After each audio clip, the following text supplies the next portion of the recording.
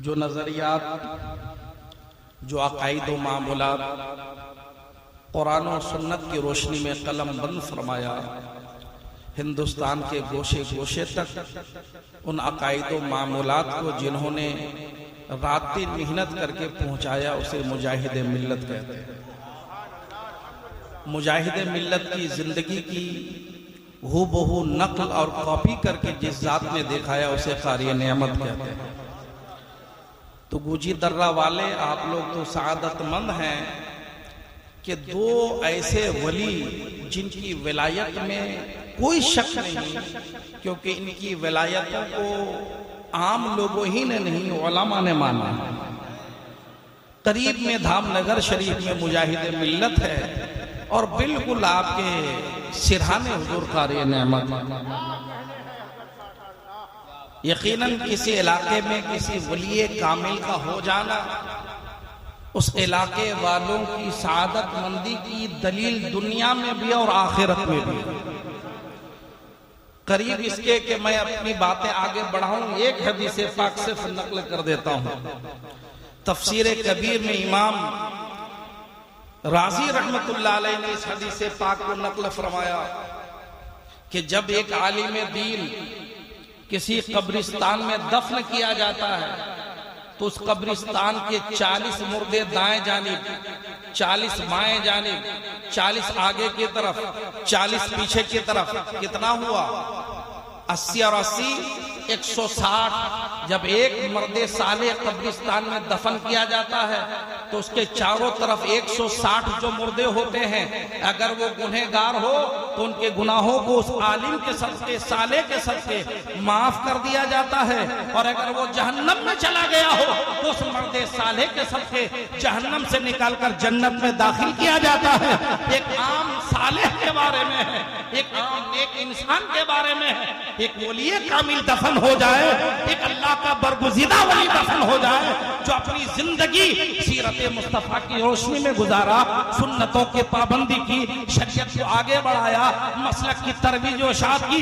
ऐसा आलिम अगर किसी इलाके में हो तो सिर्फ 160 नहीं बल्कि हजारों भी हो तो अल्लाह उन सबको माफ फरमाएगा। और ऐसा ही एक वली आपके इस गुजी दर्रा की धरती पर जलवागर है, जिन्हें हजरत कारी नेमत कहा जाता है। ये कोई मुबालगा नहीं कि बहुत पहले के बुजुर्ग हैं तो हम बना करके उनकी बातें पेश कर रहे हैं। उन्होंने, जिन लोगों ने उनकी जिंदगी देखा आज भी मौजूद, जिन लोगों ने उनकी सोहबत पाई आज भी मौजूद है, जिन लोगों ने उनके रातों दिन को देखा आज भी मौजूद है। सारे लोग गवाही देते हैं कि यकीनन कारी नेमत को देखकर हुजूर हमारी ये नेमत, हमारी ये दिली ख्वाहिश पूरी हो गई कि हम किसी अल्लाह के वली को देखें।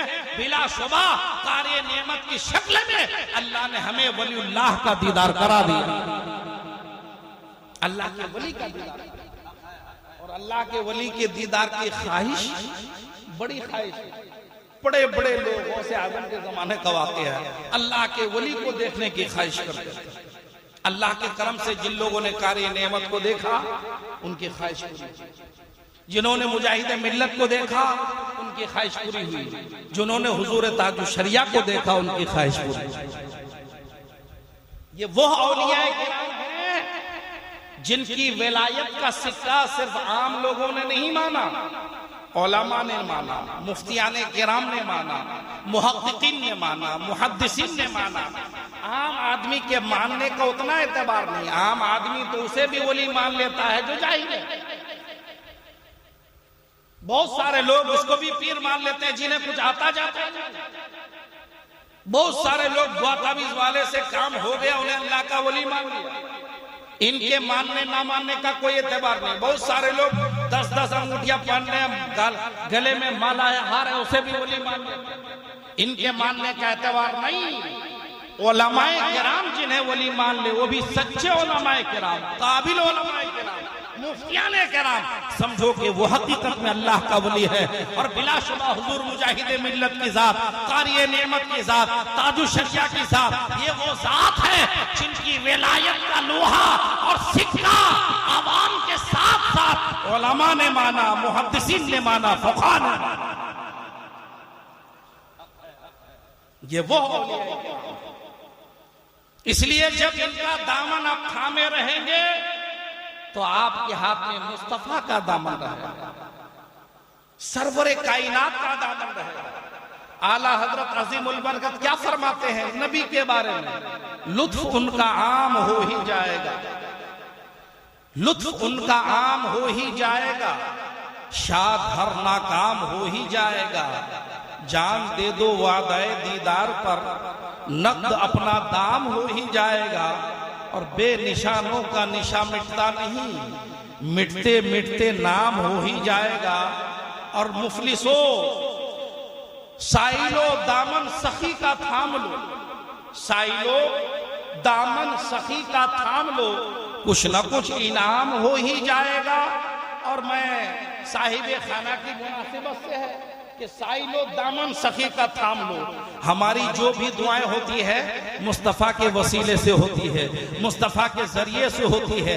अल्लाह तबारक व तआला ने खुद कुरान में इरशाद फरमाया कि मेरे महबूब को वास्ता बनाओ, मेरे महबूब को जरिया बनाओ। तो हम जब अल्लाह के नबी के जरिए दुआएं करते हैं तो बिलाशुबा औलाद देने वाला अल्लाह है, बेटा देने वाला अल्लाह है, बेटी देने वाला अल्लाह है।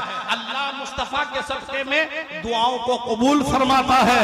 तो जो भी शख्स नबी के सदक़े में दुआएं करता है अल्लाह उसकी दुआ को कबूल फरमाता है। इसलिए आला हज़रत फरमाते हैं साइलो दामन सखी का थाम लो, कुछ न कुछ इनाम हो ही जाएगा।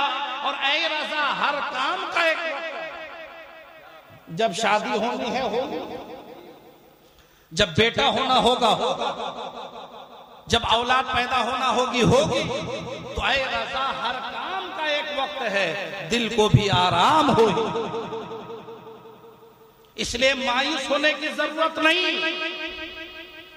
हालात चाहे जैसे भी हो।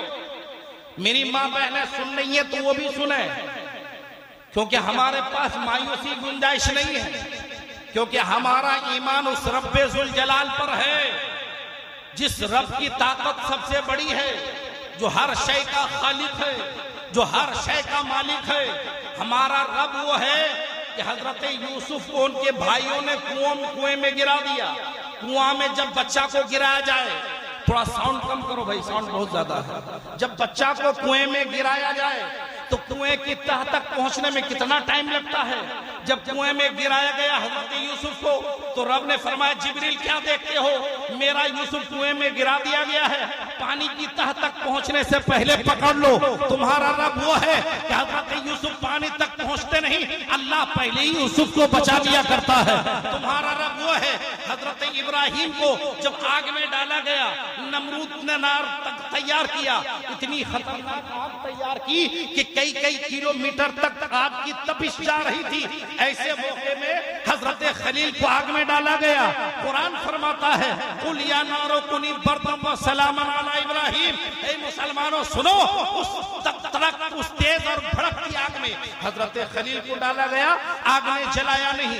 एक रिवायत में है 40 दिन रहे, एक रिवायत में है 6 महीना रहे, एक रिवायत में है 1 साल रहे, एक रिवायत में 2 साल तक इब्राहिम आग में रहे, मगर जब निकले तो मुस्कुरा करके निकले हैं। अंदाजा करो तुम्हारा रब वो है जो आग से भी इब्राहिम को सलामती के साथ निकाल देता है।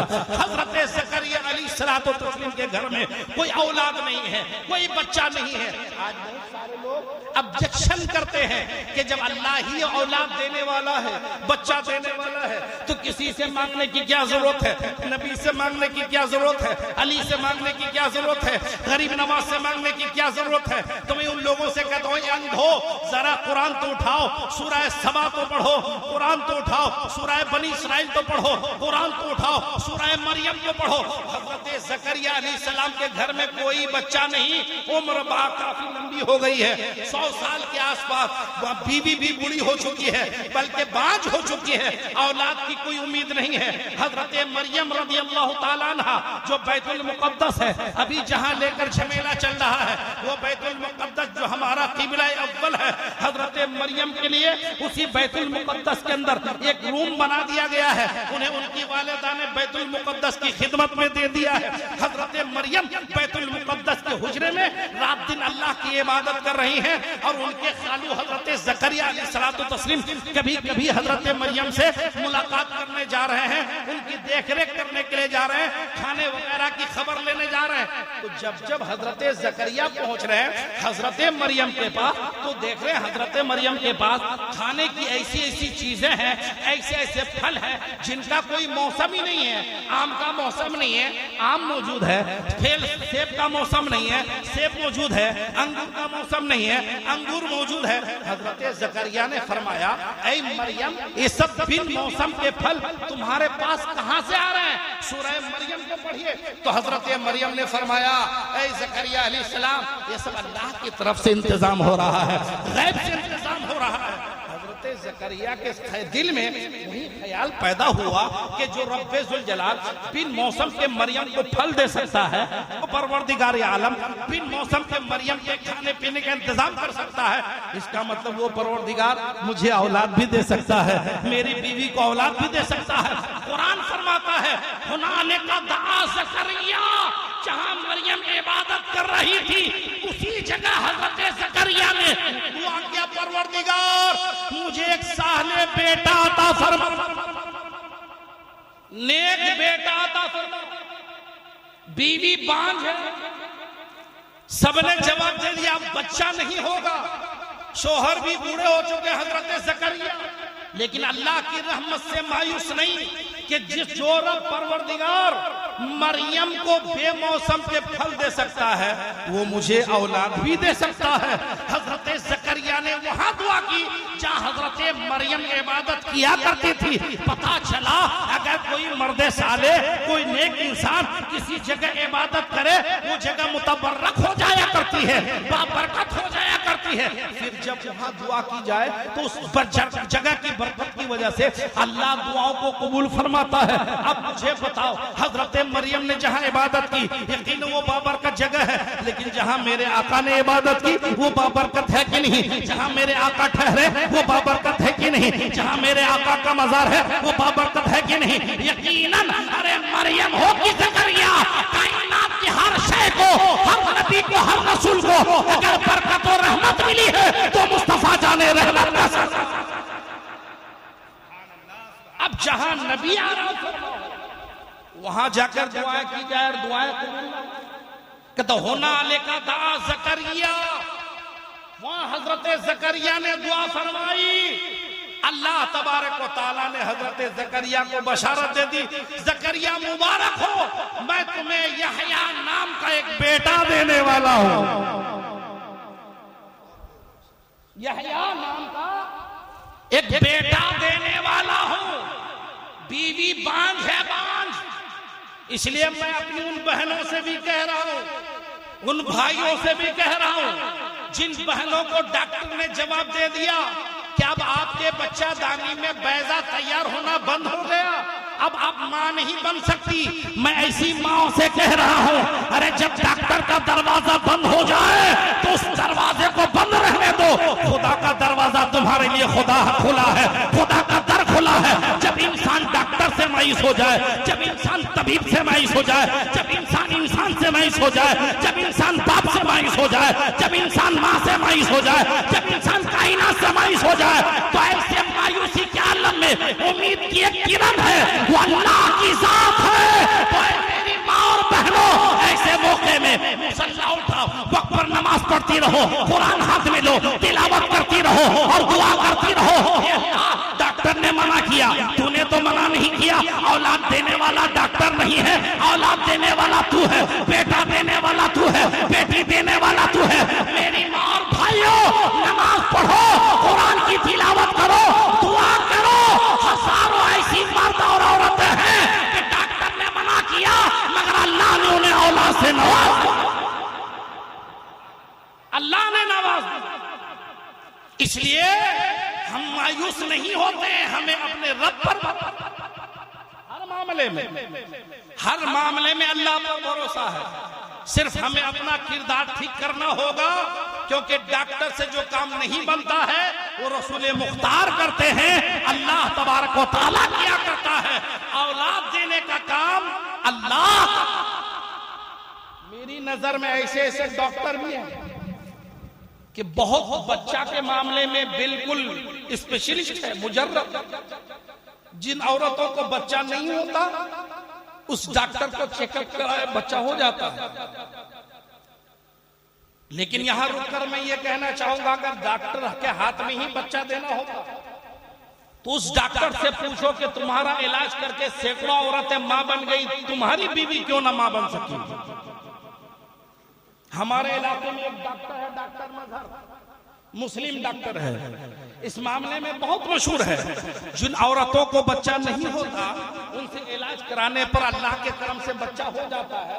लेकिन ये भी अल्लाह का करम दे, ये भी अल्लाह की मसलिहत देखिए, मशीयत देखिए। वो खुद ला औलाद है, उसके घर में कोई बच्चा नहीं है।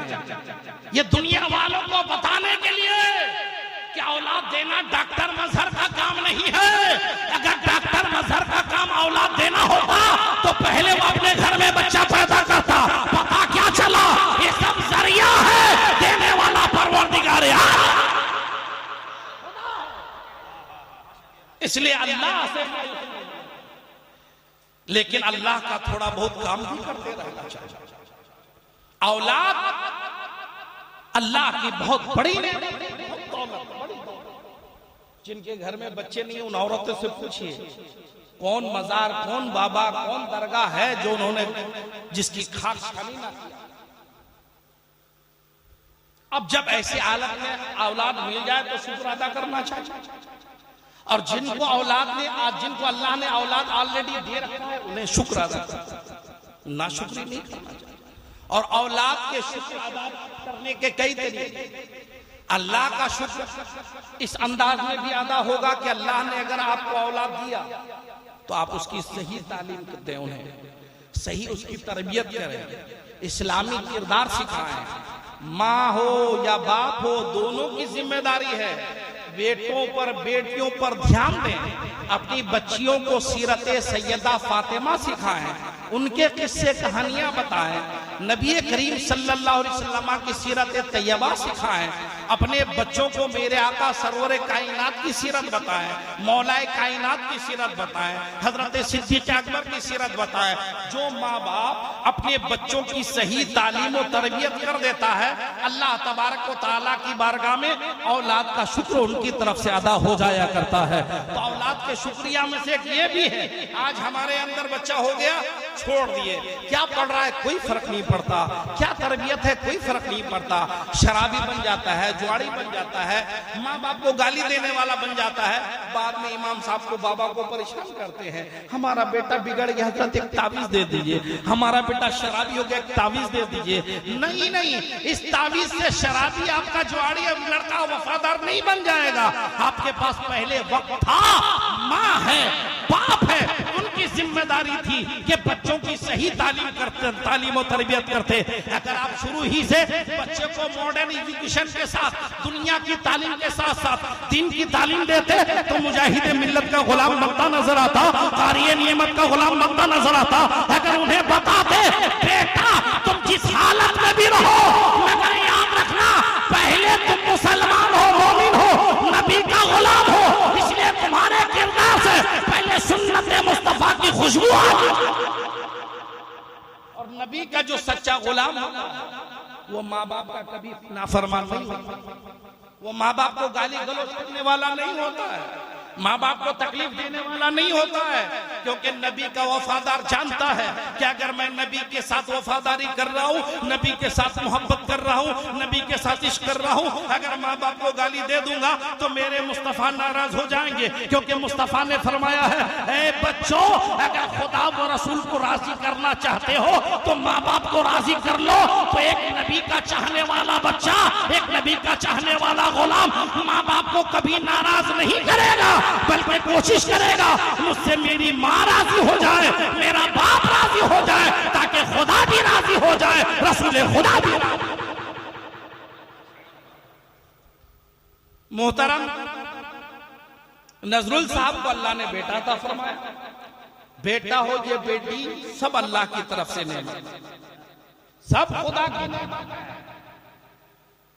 बेटी हो तब भी शुक्र अदा करो, बेटा हो तब भी शुक्र अदा करो। बल्कि हम लोग शहर में रहते हैं, आजकल हालात बड़ा अजीबोगरीब है। लोग पहले बेटों के लिए मरते थे, अब शहर के लोग बेटियों के लिए मर रहे हैं। क्योंकि हमने एक दो नहीं सैकड़ों केस हमारी निगाह के सामने है कि बेटों ने माँ बाप को पूछा नहीं, उल्टा घर से बाहर कर दिया। बेटियां ससुराल में रहकर माँ बाप को देखते रहे।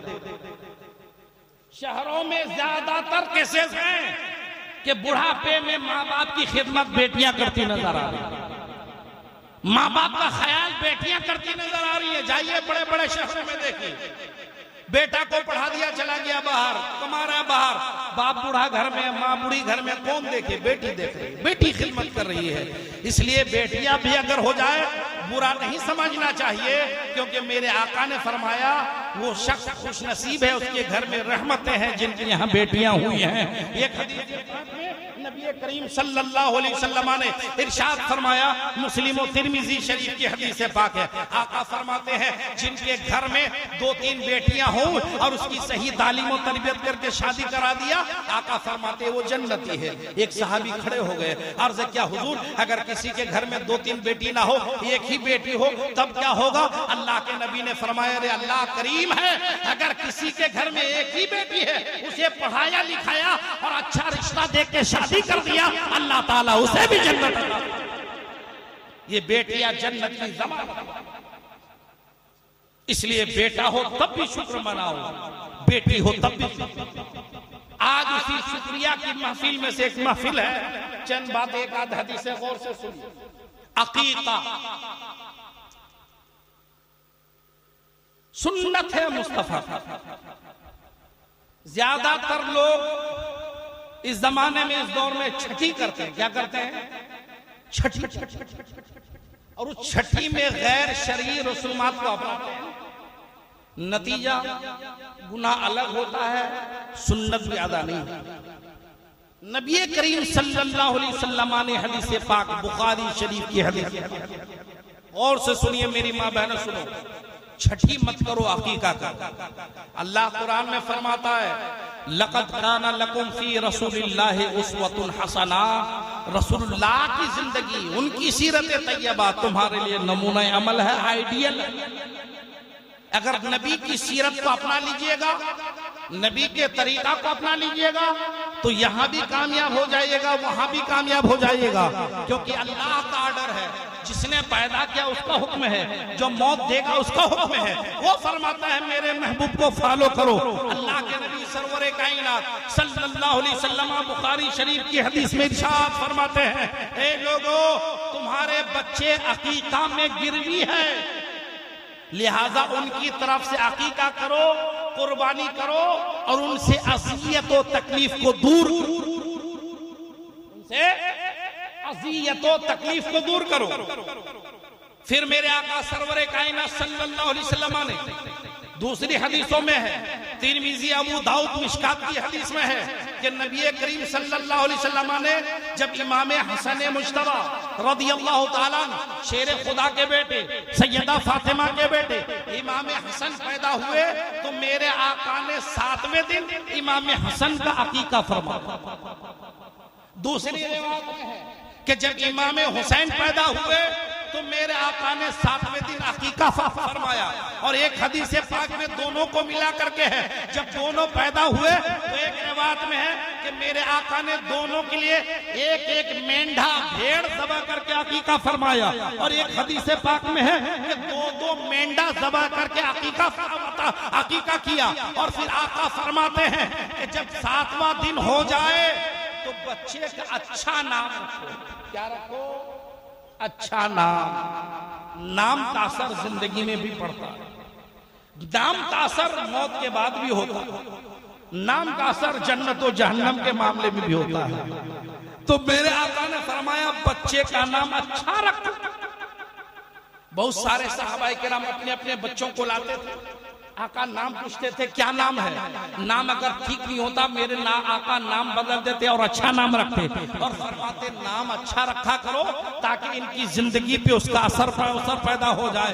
और हम मुसलमानों के लिए सबसे अफजल आला नाम मोहम्मद है, क्योंकि हदीस पाक में इस नाम की ये फजीलत बयान की गई है कि मोहम्मद नाम का जो शख्स अगर कब्र में भी लेटाया जाए या मैदान महशर की तकलीफ में भी हो, बहुत सारे वाक़यात इस पर है, मगर जब फरिश्तों ने नाम पूछा तो फरमाया नाम मोहम्मद है, तो फरिश्ते बस लफ्ज़े मोहम्मद सुनकर वापस चले गए। रब ने पूछा क्या हुआ, क्या हुजूर उन्होंने अपना नाम मोहम्मद रखा, तेरे महबूब का जो नाम है भला उनसे तो क्या पूछे, क्या सवाल करे। अल्लाह ने फरमाया जाओ, जब उसने अपना नाम मेरे महबूब के नाम पर रख लिया है तो उसके गुनाहों को माफ करके नेकियों में बदल दो।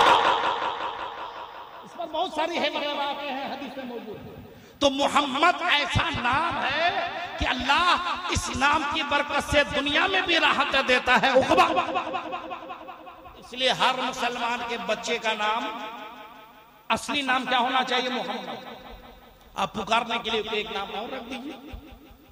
इसी तरह बच्चियों का नाम सबसे अफजल रखना चाहिए फातिमा। असली नाम फातिमा रखिए, फिर पुकारो नाम कुछ रखिए, क्योंकि फातिमा नाम रखने की बरकत, फातिमा को फातिमा कहने की एक वजह हदीस पाक में ये भी बयान की गई कि अल्लाह तबारक व तआला ने उनकी ज़ुर्रियत को, एक रिवायत में कि अल्लाह ताला ने उनके नाम पर नाम रखने वाली सारी औरतों को चूंकि जहन्नम से आजाद फरमा दिया है, इसलिए उसे फातिमा, इसलिए अपनी बच्चियों का नाम फातिमा रखेंगे तो सैयदा फातिमा की सीरत का सदका दुनिया में भी मिलेगा और उस नाम की बरकत कब्र में भी मिलेगी। तो अल्लाह के नबी ने फरमाया 7वें दिन नाम रखा जाए, उनकी जानिब से अकीका किया जाए, जानवर ज़बह किया जाए, लड़का हो या लड़की। अल्लाह ने ताकत दिया है तो गाय भैंस ऊंट जो चाहे ज़बह करे, और अगर छोटे जानवर में करना चाहते हैं तो मुस्तहब ये बताया गया है कि लड़का हो तो 2 बकरा 2 खस्सी कर दीजिए, लड़की हो तो 1 बकरी कर दीजिए। अगर किसी ने लड़का लड़की किसी में भी एक भी कर दिया, चाहे बकरा या बकरी, तब भी अकीका हो जाएगा। ये मसला है, क्योंकि एक हदीस पाक में है कि मेरे आका ने इमाम हसन और इमाम हुसैन के अकीका में एक मेंढा ज़बह फरमाया और एक रिवायत में 2 मेंढा ज़बह। हाँ, अगर आप बड़ा जानवर करते हैं तो अगर खाली अकेला ही आपका बच्चा है तो पूरी गाय पूरा जानवर उन्हीं की जानिब से अकीका हो जाएगा। और अगर एक जानवर में 7 हिस्से हैं, अलग अलग लोगों का नाम देना चाहते हैं, तो बेटा के लिए कम से कम 2 हिस्सा दीजिए और बेटी के लिए कम से कम 1 हिस्सा दीजिए। और अगर कोई बेटी ही के लिए पूरा जानवर कुर्बान करना चाहे तो बिल्कुल पूरे जानवर की तरफ से अकीका हो जाएगा। तो आका ने यह फरमाया जानवर ज़बह करो, अच्छा नाम रखो और उसके सर के बाल को मुंडवा दो, छिलवा दो, और बाल जो निकल आए उस बाल को नाप करके उसके वजन के बराबर अपनी ताकत के मुताबिक चांदी या सोना सदका तो खैर। ये नबी करीम सल्लल्लाहु अलैहि वसल्लम ने फरमाया।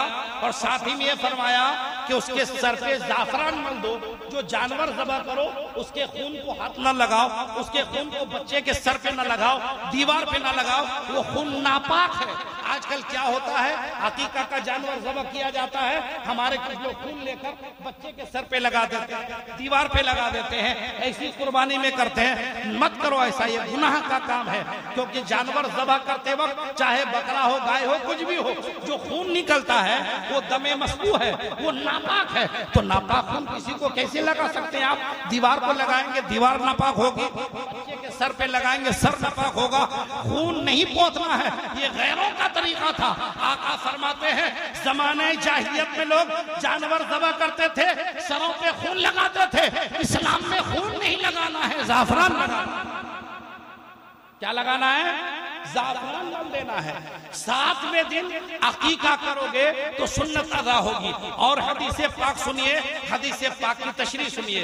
जब बच्चा पैदा हो, लड़का हो या लड़की, 7वें दिन जब उसकी जानिब से अकीका कर लिया जाता है, या जब भी उनकी जानिब से अकीका कर लिया जाता है, आका फरमाते लड़का अकीका में गिर भी है तो मुहद्दिसीन फरमाते हैं जब तक बच्चों का अकीका करना लिया जाए उस बच्चे के अंदर आदतें अच्छी पैदा नहीं होती, बातें अच्छी पैदा नहीं होती, उसका किरदार अच्छा नहीं होता है। और जब तुम अकीका कर लेते हो बच्चा बच्ची की तरफ से, तो अकीका के सदके में बच्चे की आदतें अच्छी हो जाती है, तौर तरीका अच्छा हो जाता है, किरदार अच्छा हो जाता है। मेरे भाई, इस दौर के अंदर इंसान नमाजों से दूर, रोजा से दूर, शरीयत से दूर, दीन से दूर, माँ बाप की खिदमत से दूर, ऐसे मौके में तो निकाह के नाम पे, वलीमा के नाम पे हम लोग लाखों लाख खर्च कर देते हैं। लेकिन आका की सुन्नत, एक अकीका में 5-7 हजार 10 हजार में भी अकीका हो सकता है। अगर 5-7-10 हजार खर्च करके हम बेटी या बेटा का अकीका कर लेते हैं तो सुन्नत भी अदा होती है, बरकत भी मिलती है, बेटा हमारा, बच्ची हमारी नेक। इसलिए हमें वो काम करना चाहिए जो नबी की सुन्नत, जो नबी का तरीका है। हाँ, अगर कोई 7वां दिन अकीका नहीं तो जब चाहे करे, जिंदगी भर अकीका का वक्त है, जब तक इंतकाल ना हो जाए तब तक अकीका कर सकते हैं। अकीका एक शानदार काम है, बहुत बेहतरीन सुन्नत है, इसलिए इसे तर्क नहीं करना चाहिए, कभी ना कभी कर ही देना चाहिए। जो बुजुर्ग हैं, बड़े हो गए, अगर अकीका उनका नहीं हुआ, आज भी आप कर लें, कर सकते हैं। कुर्बानी के जानवर में भी आप अकीका कर सकते हैं, हिस्सा ले सकते हैं। अकीका कर लेंगे तो नबी की सुन्नत अदा हो जाएगी, बरकतें अलग से मिल जाया करेगी। अलबत्ता जिनके बच्चे ताजा ताजा पैदा होते हैं, उन्हें सुन्नत मुस्तफा की अदायगी की नियत से 7वें दिन या 21वें दिन या ताक दिनों के अंदर कर लेना चाहिए। एक तरीका सदरुल शरिया, बदरुल तरीका उनका और से मुबारक चल ही रहा है। हुजूर सदरुल शरिया, मुसन्निफे बहर शरीयत, उन्होंने लिखा कि ताक रात मकसूद है, तो उसका तरीका यह है कि अगर कोई 1 साल के बाद, 2 साल के बाद, 10 साल के बाद, 20 साल के बाद अकीका करना चाहता है और ताक दिन चाहता है, तो उन्होंने तरीका कितना अच्छा बता दिया। कौन सदरुल शरिया है ये? कौन मुसन्निफे बहर शरीयत है ये वही सदरुल शरिया है जिनकी बारगाह में पढ़कर उड़ीसा का हबीबुर रहमान मुजाहिद मिल्लत बना। ये वही सदरुल जिनके शागिर्द हुजूर मुजाहिद मिल्लत हैं। ये लोग अजमेर मुकद्दस में दारुल खैर मदरसा मोइनिया उस्मानिया में आला हजरत के खलीफा सदरुल शरिया पढ़ाने वाले, मुजाहिद मिल्लत, हाफिज मिल्लत पढ़ने वाले, गरीब नवाज की बारगाह पढ़ाने वाला खलीफा आला हजरत, पढ़ने वाले मुजाहिद मिल्लत, हाफिज मिल्लत। अल्हम्दुलिल्लाह, गरीब नवाज का फैज, आला हजरत का फैज, सदरुल शरिया का फैज लेकर जब एक हबीबुर रहमान उड़ीसा आया तो उड़ीसा को बदल दिया। एक अजीजुर रहमान आजमगढ़ गया तो आजमगढ़ ये फैजान है सदरुल। आज दोषी खादा में महीना ही चल रहा है और से हुजूर ताजुल शरीयत, तो वो सदरुल शरिया बारे शरीयत में लिखते हैं। कितनी अच्छी बात, पते की बात। ऐसे लोगों को कहते हैं आलिम फकीह। कहते हैं अगर कोई बहुत दिनों बाद अकीका कर रहा है या करना चाहता है तो ये याद रखे कि जिस दिन बच्चा पैदा हुआ, मसलन जुमा के दिन पैदा हुआ, कहते पैदाइश का दिन याद रखे। अब 1 साल, 2 साल, 10 साल, 20 साल, 50 साल के बाद भी अगर अकीका करना चाहता है तो शनिचर को अकीका कर ले। जिस दिन पैदा हुआ उस दिन से पहले वाले दिन में अकीका कर ले तो जोड़ दिन नहीं, ताक दिन ही में। कितना अच्छा नुस्खा बताया ना कि जब भी अकीका करना चाहे करे, मगर पैदा होने का दिन याद रख ले। जिस दिन पैदा हुआ उस दिन से 1 दिन पहले अकीका कर लेगा तो सुन्नत के मुताबिक अकीका होगा। ये मेरे सदरुल शरिया ने बहार शरीयत। तो नबी की सुन्नत है ये। हम लोग सुन्नतों को कोई अहमियत नहीं देते हैं, सुन्नतों को अहमियत देना चाहिए। मुस्तफ़ा जान रहमत के सदक़े में अल्लाह ने जिंदगी दी, नेमतें अता फरमाई, सारी दौलतों से हमको शादकाम फरमाया। ये सब सदका मुस्तफ़ा जान रहमत का है। नबी की सुन्नत अदा करते हैं, चेहरे में नूर आता है। नबी की सुन्नत अदा करते हैं, घर में बरकतें आती है। नबी की सुन्नत अदा करते हैं, अल्लाह का कुर्ब हासिल होता है। नबी की सुन्नत अदा करते हैं, दुनिया में राहतें मिलती है। नबी की सुन्नत अदा करेंगे, कब्र में रोशनी हासिल होगी। नबी की सुन्नत अदा करेंगे, हश्र में मुस्तफा की शफात मिलेगी। इसलिए नबी की सुन्नतों को मजबूती के साथ अदा करना चाहिए। आजकल हम लोग नमाजों में भी सुन्नतों को तर्क कर देते हैं। नहीं नहीं ऐ मोमिनो, हम नबी के गुलाम हैं, नबी के चाहने वाले हैं। अगर हमने सुन्नत को अदा ना किया फिर कौन होगा? सहाबी रसूल हजरत अब्दुल्ला इब्न उमर रज़ियल्लाहु ताला अन्हु, सुनिए सुन्नत मुस्तफा की क्या अहमियत। हजरत अब्दुल्ला इब्न उमर मुत्तकी सहाबी, घर से निकलते नहीं है, खादिम मौजूद है। हजरत उमर बिन खत्ताब के बेटे हैं, मगर हफ्ता में एक दिन अपने गुलाम को लेकर, खादिम को लेकर बाजार की तरफ जाते हैं, फिर वापस घर आ जाते हैं, कुछ नहीं खरीदते, बगैर कुछ खरीदे वापस। उनके गुलाम ने एक दिन पूछा कि हुजूर आप बाजार जाते हैं, हफ्ते में एक दिन कोई काम भी नहीं, जाते हैं वापस आ जाते हैं, क्या फायदा? तो हजरत अब्दुल्ला इब्न उमर इरशाद फरमाते हैं, गुलाम तुम नहीं समझोगे, फायदा है। का हुजूर क्या फायदा है? का फायदा सुन्नत मुस्तफा की अदायगी है। का क्या हुजूर? का हुजूर की सुन्नत यह है कि मेरे आका जब रास्तों से गुजरते थे तो रास्ते में छोटा मिले या बड़ा, मेरे आका सलाम किया करते थे। रास्ते से जब हुजूर गुजरते थे तो छोटा हो या बड़ा, मेरे आका सलाम कहा करते थे। तो रास्ते में गुजरते हुए सलाम करना मेरे आका की सुन्नत है। मैं पूरा हफ्ता दिन अपने घर में बैठे रहता हूँ, आका की सुन्नतें अदा करते रहता हूँ, मगर रास्ते में चलते हुए जो सलाम करने की सुन्नत है वो छूट जाया करती है। इसलिए गुलाम, हफ्ता में एक दिन लेकर तुझे मैं बाजार जाता हूँ, फिर वापस आता हूँ, ताकि आने जाने में जितने लोगों की मुलाकात हो मैं सलाम कर सकूं, जवाब दे सकूं और मुस्तफा की उस सुन्नत को अदा कर सकूं। ये हजरत सुन्नत मुस्तफा अदा करने का जज्बा, कि नबी की सुन्नत की अदायगी में सहाबा का जज्बा। हजरत ख्वाजा फज़ैल बिन अयाज़ दलीलुल आरिफीन एक मुस्तनद किताब है हुजूर और गरीब नवाज के, उसमें है हजरत ख्वाजा फज़ैल बिन अयाज़ अल्लाह के बरगुज़ीदा वली। सुनिए आप तो सुन्नतों को अदा नहीं करते, अदा करना चाहिए।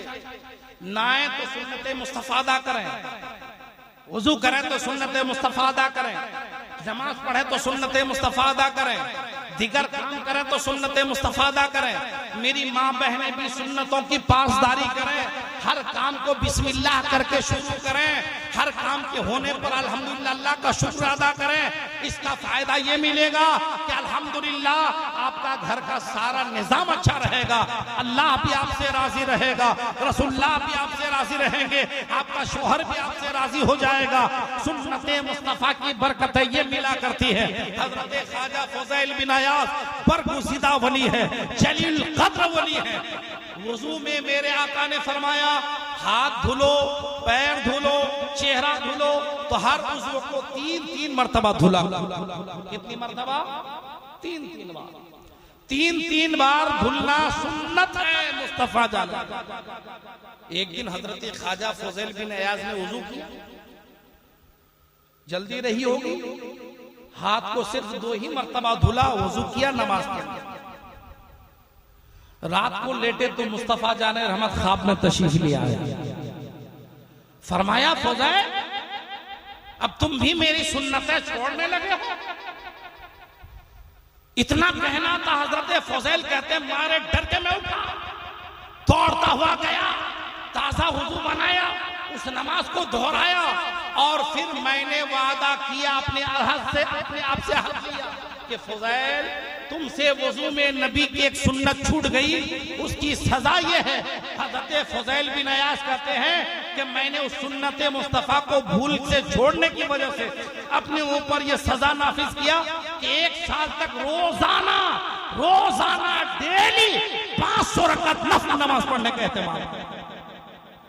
एक छूट गई तो हजरत फज़ैल बिन अयाज कहते हैं कि रोजाना 1 साल तक मैं 500 नफल नमाज पढ़ता रहा ताकि उस सुन्नत मुस्तफा के छोड़ने का कफारा।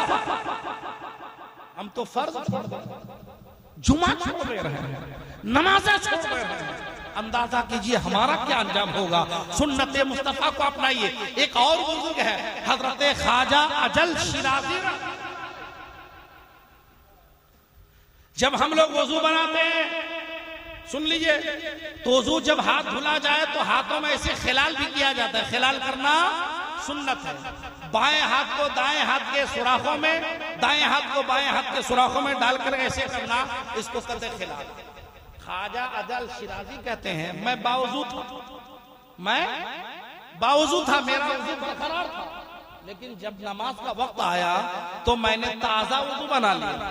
लेकिन जब ताजा वजू बनाया, वजू बनाने के बाद नमाजें पढ़ ली तो गैब से निदा आई, ए अजल तू तो मुस्तफा जाने रहमत की मोहब्बत का दावा करता है और सुन्नत मुस्तफा को छोड़ता है। हैरत हुई कि मैंने कौन सी सुन्नत तर्क किया। आवाज आई कि तुमने जो आज वजू बनाया था उसमें तुमने हाथों का खिलाल छोड़ दिया।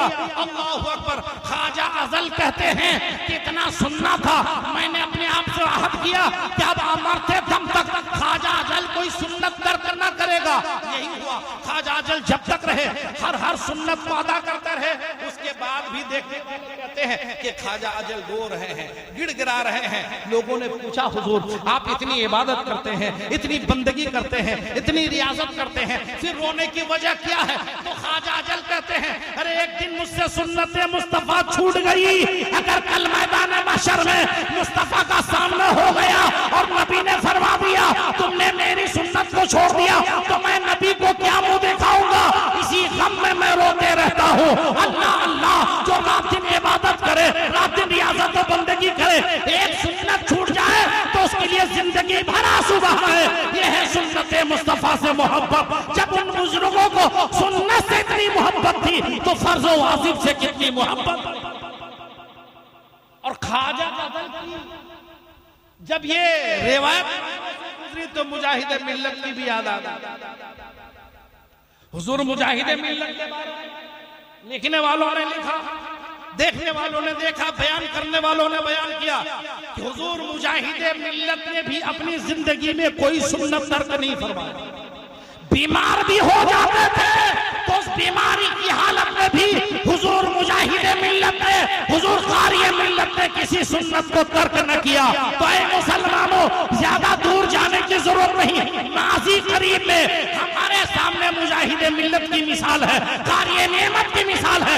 ये जिंदगी में रहे तो सुन्नत मुस्तफा अदा करते रहे और सुन्नत मुस्तफा की अदाई का ये इनाम मिला। आज आप लोग अपने माँ बाप को जितना याद करते हैं उससे 1000 गुना ज्यादा मुजाहिद मिल्लत को, क़ारी नेमत को। ये सुन्नत मुस्तफा का इनाम कि हम लोग मुजाहिद मिल्लत को उतना याद करते हैं कि माँ बाप को भी उतना, क़ारी नेमत को उतना याद करते हैं कि माँ बाप को भी उतना याद करते। ये मकाम इन लोगों को कैसे मिला? सुन्नत मुस्तफा की अदायगी। जिंदगी लोगों ने सुन्नत मुस्तफा को अदा किया। अल्लाह तबारक व तआला ने सुन्नत मुस्तफा की अदायगी की ये बरकतें दी कि अल्लाह जिंदगी में रहे वो लोग चमकते रहे, कब्र में है तो चमक रहे हैं, बल्कि न जाने कितनों को चमका रहे। हुजूर मुजाहिद मिल्लत की एक बात याद आ रही है तो 2-4 मिनट और ले लेता हूं। हुजूर मुजाहिद मिल्लत की एक बात ना की जाए तो शायद तकरीर अधूरी हो जाए कि ये सुन्नत पर चलने वाले दुनिया में भी लोगों को तिराते हैं और आखिरत में जामिया नईमिया मुरादाबाद में हुजूर मुजाहिद मिल्लत पढ़ाते। रात को कहीं प्रोग्राम में चले गए, सुबह उठ करके मदरसा, प्रोग्राम के बाद देखा ऐसी बारिश हुई, सैलाब आ गया, सैलाब आ गया। हुजूर मुजाहिद मिल्लत के साथ आपके जो शागिर्द थे, हुजूर मुजाहिद मिल्लत ने कहा चलो, कहा हजरत कहां चलेंगे? हर तरफ तो पानी ही पानी है, सैलाब ही सैलाब है, बीच में नदी। हुजूर मुजाहिदे मिल्लत ने फरमाया मुझे हर हाल में मदरसा पहुंचना है ताकि बच्चों का कोई सबक नागा ना हो, बच्चों की तालीम नागा ना हो। यह बुजुर्गान दीन का तरीका। तो भला उनके शागिर्द ने कहा कि मैं क्या एतराज करता, कहता चलते बने। हुजूर मुजाहिदे मिल्लत और हम पानी में चल रहे हैं। कहता पानी में चलते चलते घुटना भर पानी आया, घुटना भर चलते चलते कमर के पास पानी आ गया। हुजूर मुजाहिदे मिल्लत के वो शागिर्द दिल में सोचने लगे कि बाबू क्या होगा। कहते जैसे ही कमर के पास करीब पानी आया, उसके बाद अचानक न जाने हमारे पैरों के नीचे कहां से जमीन आ गई कि उसी पानी में तैरते हुए हम लोग जामिया नईमिया मुरादाबाद आ गए। नदी कहां चली गई, उतना पानी कहां चला गया पता ना चला। कहता हमने जाकर हजरत खलीफा आला हजरत सैयदना सदुल अफाजिल की बारगाह में ये वाकया पेश किया। तो हजरत सदुल अफाजिल ने फरमाया बाबू ये मुजाहिदे मिल्लत की करामत है, आज तुम्हें उन्होंने दुनिया में तेरा दिया, डूबने से बचा लिया। कल मैदान क़यामत में ये मुजाहिदे मिल्लत न जाने कितने गुनहगारों को डूबने से बचा। ये हुजूर मुजाहिदे मिल्लत है जो सुन्नत की पासदारी करते हैं तो दुनिया में भी बचाते हैं, क़यामत में भी बचाते हैं। जब हुजूर मुजाहिदे मिल्लत की ताकत और कुव्वत का याद तो अंदाजा कीजिए उनसे जो आगे हैं उनकी ताकत और कुव्वत का क्या। ये सब क्यों है? सुन्नते मुस्तफा की सच बोलना, बेलौस दीन की खिदमत करना, मसलक के आला हजरत की खिदमत करना, जो इस जमाने में जो मजहब हक है वो मसलक के आला। हमारे मुर्शिद इजाजत सरकार हबीब मिल्लत हर जगह यही कहते हैं कि मसलक के आला हजरत पर कायम रहो, यही मसलक तुम्हें जन्नत ले जाए। इसी मसलक को मजहब अहले सुन्नत को जमात कहते हैं और यही मसलक वो है जो नबी की इरशादात सहाबा के मामूलात के ऐन मुताबिक है। इससे जो हटेगा समझो कि वो शरीयत मुस्तफा से हट, शरीयत मुस्तफा से हटा तो फिर उसका क्या, उसका ठिकाना जहन्नम है। अहले सुन्नत को जमात ही को इस जमाने में मसलक के आला हजरत कहा, इसी पर कायम रहना चाहिए।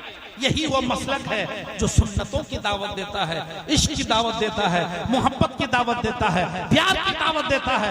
इसलिए मेरे भाई हम आपसे गुजारिश करते हैं कि सुन्नतों को अदा करते रहिए। आज हमारे नजरुल भाई ने एक सुन्नत की अदायगी के लिए इतनी बड़ी महफिल सजाई, सारे लोगों को फायदा हुआ, अल्लाह का जिक्र हुआ, रसूलुल्लाह की तारीफ हुई, दीन की बातें हुई, शरीयत की बातें हुई।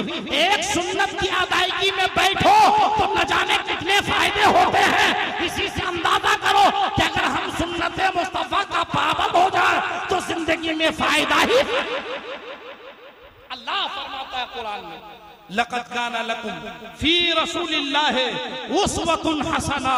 ए लोगो रसूलुल्लाह की जिंदगी तुम्हारे लिए नमो अमल है, इसलिए छठी मत कीजिए, करना हो तो अकीका कीजिए। ये नबी की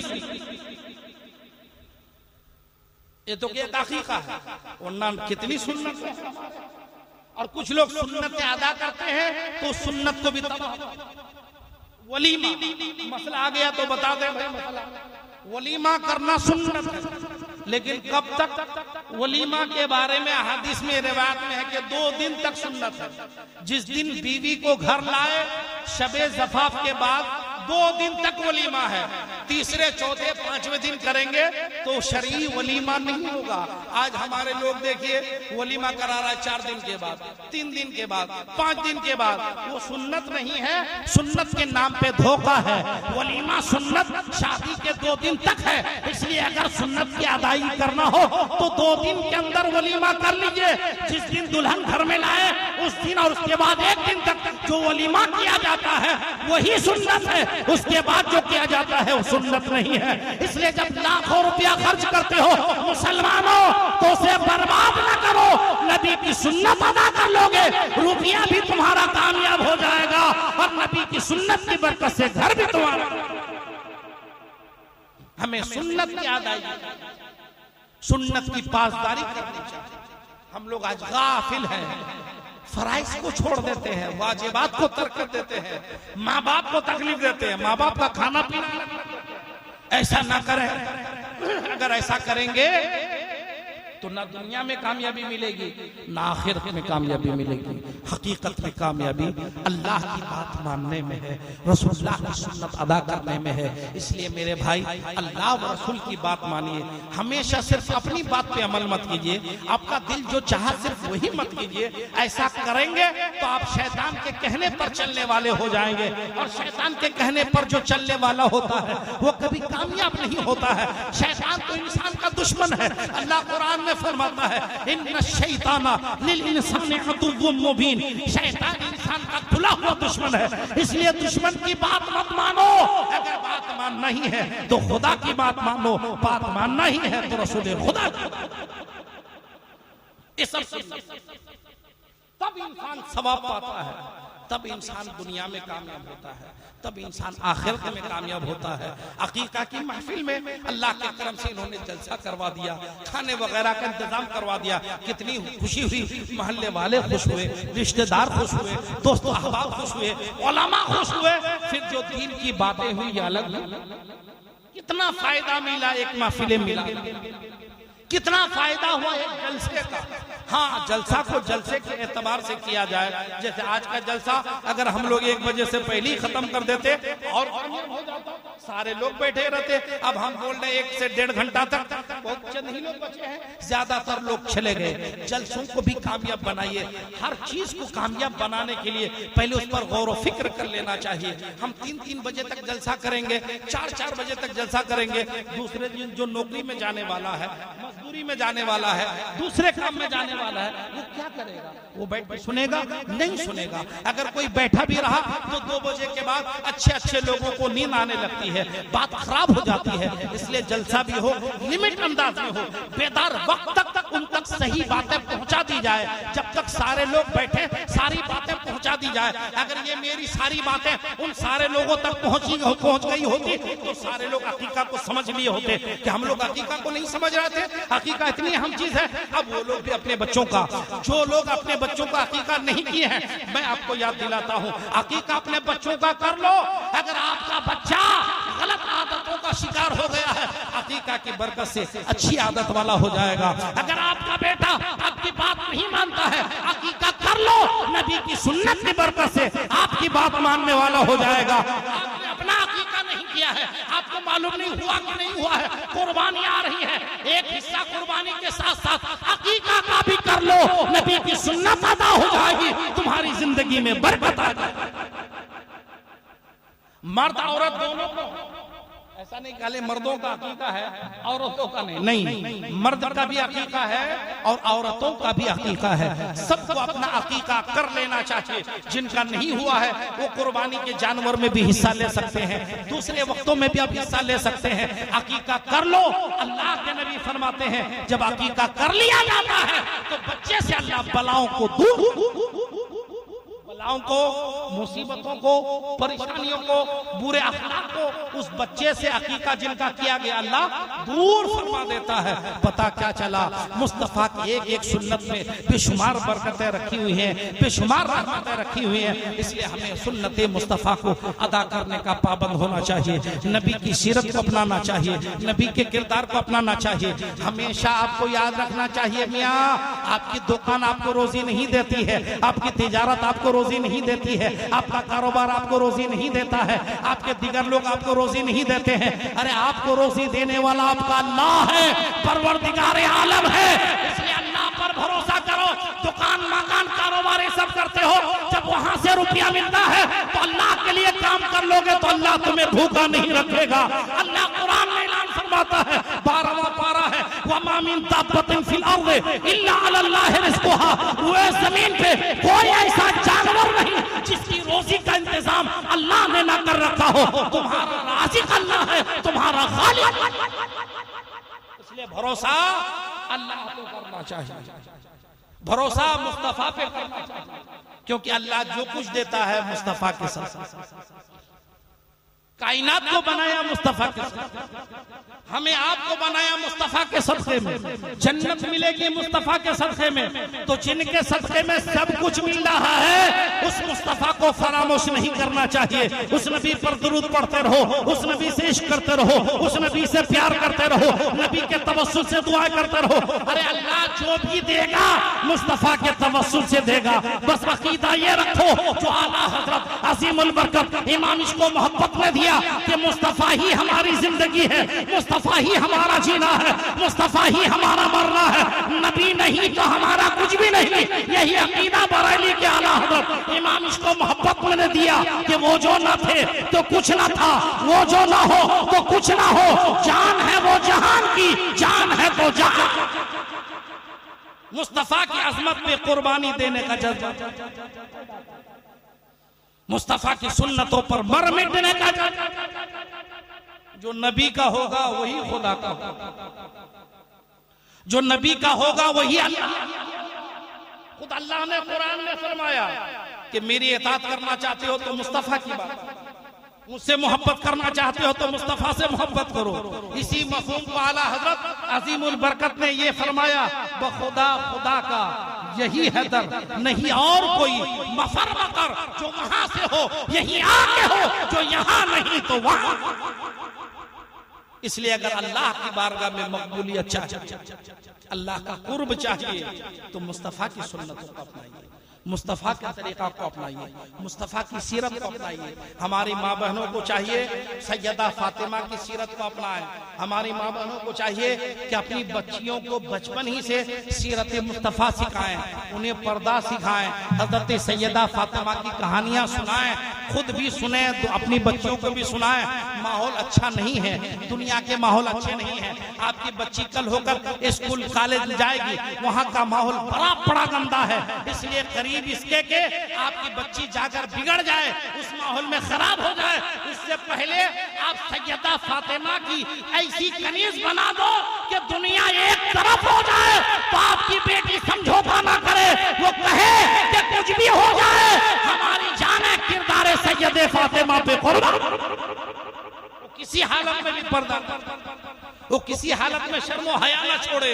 इसलिए हम अपनी बच्चियों को सीरत सैयदा फातिमा सिखाएं और अपने जवानों को मौलाए कायनात की शुजा सिखाएं, हसनैन करीमैन की जिंदगी बताएं, मुस्तफा जाने रहमत की। इसी में क्योंकि कामयाबी की जमानत किसी और ने नहीं दिया, अल्लाह ने दिया है, खालिक ने दिया है।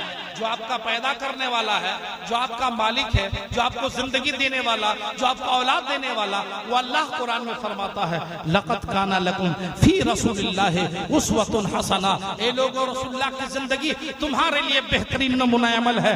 नबी को जिस ज़ाविया निगाह से देखोगे, जिस एतबार से देखोगे, उसी एतबार से मुस्तफा जाने रहमत लाजवाब नजर आएंगे। बाप की हैसियत से देखो, बेटे की हैसियत से देखो, भाई की हैसियत से देखो, नबी की हैसियत से देखो, रसूल की हैसियत से देखो, पड़ोसी की हैसियत से देखो, ताजिर की हैसियत से देखो। अरे जिस हैसियत से नबी को देखोगे मुस्तफा लाजवाब नजर आएंगे। तुम्हें जिस जिहाद में कामयाबी चाहिए उसी जिहाद में तुम मुस्तफा की जिंदगी को देख लो। बच्चों की परवरिश के मामले में नबी को देख लो, बेटियों की परवरिश के मामले में नबी को देख लो। मुस्तफा की जिंदगी बेमिसलो मिसाल जिंदगी है, पाक जिंदगी है, साफ जिंदगी है, क्लीन जिंदगी है। नबी की जिंदगी को जो अपना लेगा वो दोनों जहान में कामयाब हो जाएगा, क्योंकि नबी इंसान होते हुए भी इंसानों से मावरा है। नबी इंसान होते हुए बशर होते हुए भी आला बशर है। आला हजरत अजीमुल बरकत इमाम इसको मोहब्बत ने यही फरमाया कि अल्लाह की सरताब कदम शान है ये, इंसान ही इंसान, वो इंसान है ये। कुरान तो बताता है ईमान इन है, ईमान ये कहता है मेरी जान। मुस्तफा बेमिसलो मिसाल। इसलिए हमें नबी की जिंदगी को पढ़ना चाहिए, और जिन्हें पढ़ना नहीं आता है उन्हें मुस्तफा की जिंदगी सुनना चाहिए। सुन करके अपनी जिंदगी में मुस्तफा की जिंदगी को बरतना चाहिए। हर काम में बिस्मिल्लाहिर्रहमानिर्रहीम पढ़ा करो, मुस्तफा की सुन्नतों को अदा किया करो। इंशाअल्लाह ताला नबी की सुन्नत हम लोग मुस्तफा का तरीका अदा करते रहेंगे। तो इंशाअल्लाह ताला हमें दोनों जहान में भलाइयां अता फरमाएगा। हजरत मौलाना कोई मसला पूछ रहे हैं तो हम सुन लेते हैं, जवाब दे देते हैं।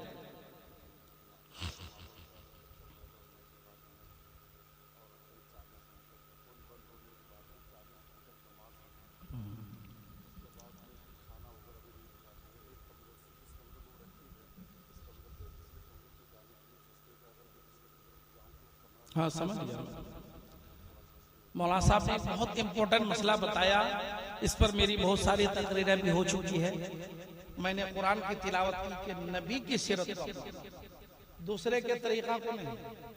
गैर क्या कर रहा है, दूसरे धर्म वाले क्या कर रहे हैं, हमें उससे मतलब नहीं।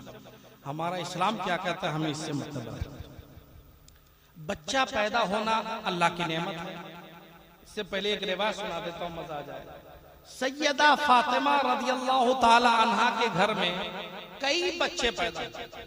3 तो बेटा हुआ, इमाम हसन, इमाम हुसैन, इमाम मोहसिन, कई बेटियां पैदा हुई। रिवायतों में आया है कि सैयदा फातिमा की नमाज किसी वक्त की कज़ा होना तो दूर की बात है, इधर से उधर भी नहीं हुई। सैयदा फातिमा ने अपनी जिंदगी में सारी नमाजों को अपनी वक्त ही में अदा किया। हजरत फातिमा ने सारी नमाजों को अपने ही वक्त में अदा किया। अब सवाल यहां पैदा होता है, ये कैसे पॉसिबल हुआ, कैसे मुमकिन? क्योंकि और पैदाइश के बाद एक खून निकलता है, उसे कहते हैं निफास का खून। वो खून 1 दिन, 2 दिन, 3 दिन, 4 दिन, 5 दिन, 10 दिन, 15 दिन, 20 दिन, 25 दिन, 35 दिन, 40 दिन तक आ सकता है। कितने दिनों तक आ सकता है? 40 दिनों तक वो खून आ सकता है। मैक्सिमम, ज्यादा से ज्यादा पीरियड, मुद्दत 40 दिन है। ज्यादा से ज्यादा 40 दिन के बाद भी आ जाए तो खून नहीं है, निफास का, वो बीमारी का है, नहा ले, नमाज शुरू कर। लेकिन ये 40 दिन मैक्सिमम है, मिनिमम की कोई हद नहीं। अभी बच्चा पैदा हुआ, 2 मिनट 5 मिनट के बाद भी खून बंद हो सकता है, औरत पाक हो सकती है। अगर पाक हो गई तो नहा धो करके उसी वक्त वो नमाज पढ़ सकती है। बात समझ गए? वो खून ज्यादा से ज्यादा 40 दिन तक जा सकता है, कम की कोई मिकदार नहीं। 5 मिनट के बाद पास हो सकते, 10 मिनट के बाद, 1 घंटे के बाद पास हो सकते। सैयदा फातिमा के साथ यही हुआ कि जैसे बच्चा पैदा हुआ, थोड़ी देर के बाद खून बंद हो गया, वो नहा ली, नमाज पढ़। सैयदा फातिमा से ज्यादा शरीयत को कोई जानने वाली है? और इस मामले में सैयदा फातिमा का जो मसला है वही सारी औरतों का। तो सैयदा फातिमा की इस मसले ने मसाला का हल कर दिया कि अगर औरत को बच्चा पैदा हो, कोई जरूरी नहीं कि 40 दिन तक खून हो, 1 दिन के बाद भी बंद हो सकता है, 2 दिन के बाद भी बंद हो सकता है। आमतौर से 20 दिन में बंद हो ही जाता है। यानी जब भी खून बंद हो जाए, नहा ले, अब औरत नमाज पढ़ना शुरू कर दे, माफ नहीं। जब तक खून है तब तक उन पर नमाज नहीं। लेकिन जैसे खून बंद हो गया, नमाज फर्ज है, तो खून 20 दिन में भी बंद हो सकता है, 10 दिन में भी बंद हो सकता है। तो जब बंद हो जाए तब वो नहा ले। ये कोई जरूरी नहीं कि 40 दिन के बाद ही पाप, ये गलत है। 40 दिन तक किसी का खून रहा तो उसके लिए हुक्म है, और जिसका 15 दिन में, 20 दिन में बंद हो गया, उसके लिए हुक्म नहीं है, बल्कि वो नहाए और नमाज शुरू। इसी तरह जिस औरत को बच्चा पैदा हो गया, तो बच्चा पैदा हो गया, खून जारी है, लेकिन वो औरत जिस्म के एतबार से बज़ाहिर नापाक नहीं है कि कोई बर्तन को छू लिया तो नापाक हो गई, खाना बना लिया तो खाना नापाक हो गया। ये छूत छात वाला अकीदा है, ये मुसलमानों का अकीदा नहीं है। उस हालत में भी औरत खाना बना सकती है, खा सकती है, और हर तरह का खाना, तबर्रुक भी इसमें शामिल है। फातिहा का खाना भी बना सकती है। जब औरत फातिहा का खाना बना सकती है तो आम खाना क्यों नहीं बना सकती? इसलिए उसको एक रूम में बंद कर देना, उसके पास जाना आना नहीं है, छूत छात है, जाहिलियत की बीमारी है। अल्लाह के नबी ने ने बुखारी शरीफ में सख्ती के साथ इससे मना फरमाया है। बच्चा पैदा हो जाए वो आम औरतों की तरह है, वो आपके साथ रह सकती है, रूम में रह सकती है, जहां जाए आए। खून एक मखसूस जगह में है, पूरे बदन में नहीं है। इसलिए ये पाबंदी ना लगाइए कि 40 दिन से पहले उस रूम से नहीं निकल सकती, खाना नहीं पका सकती। ये गलत है, शरीयत के ऊपर ज्यादती है, सरासर गलत है। जो लोग ऐसा करेंगे सख्त गुनाह होंगे, सख्त गुनहगार होंगे। बच्चा पैदा हो गया, औरत नॉर्मल हालत में है, वो खाना पका सकती है, जहाँ जा सकती है, जिस रूम में चाहे सो सकती है, जिस रूम में। इसलिए गलत अकीदों को शरीयत में जगह नहीं देना चाहिए। वो भी मुजाहिद मिल्लत की नगरी में, कारी मिल्लत की नगरी में इस तरह के मसाइल में अगर कोई उलझा रहे तो उनको मज़ार में बड़ी तकलीफ हो जाएगी कि मैंने जिंदगी तुम्हें दे दी और तुमने औरत के साथ ऐसा मामला किया, नबी की शरीयत के साथ मजाक किया, नबी की सुन्नत के साथ मजाक किया। ऐसा ना करो, ये औरतों पर जुल्म है। अरे उसने बच्चा पैदा करके जुल्म नहीं किया है, उसने पूरे परिवार को खुशी दी। तुम एक रूम में उसको जेल खाना में भर दिया, उसको सजा दे दिया, गलत। वो खाना भी पका सकती है, सब कुछ कर सकती है। अलबत्ता जब तक खून रहे तब तक नमाज नहीं, और खून खत्म नहा ले, नमाज पढ़ना शुरू कर दे, चाहे वो 5 दिन में, 10 दिन में, 20 दिन में, 25 दिन में, मैक्सिमम ज्यादा से ज्यादा 40 दिन, और कम की कोई हद नहीं है। मुझे उम्मीद है कि यह मसला अफराद को समझ में आया होगा। अल्लाह ताला हम सबको तौफीक रफीक अता फरमाए। औरतों को भी चाहिए, औरतें ही औरतों पर ज्यादातर जुल्म करती है। तुम्हारा तुम एक रूम में रहो, खाने में बताओ, बर्तन में हाथ मत लगाओ, गलत। औरतों को भी बचना चाहिए। शरीयत में अपनी तरफ से कोई बात मिलाना सख्त नाजायज व हराम है, बहुत बड़ा गुनाह का काम है। अल्लाह हमें गुनाहों से बचाए, शरीयत के मुताबिक, मुस्तफा जाने रहमत की सीरत के मुताबिक, सुन्नत के मुताबिक जिंदगी गुजारने की तौफीक और रफीक अता फरमाए। व आखिर दावाना अनिल हम्दुलिल्लाहि रब्बिल आलमीन। अस्सलाम।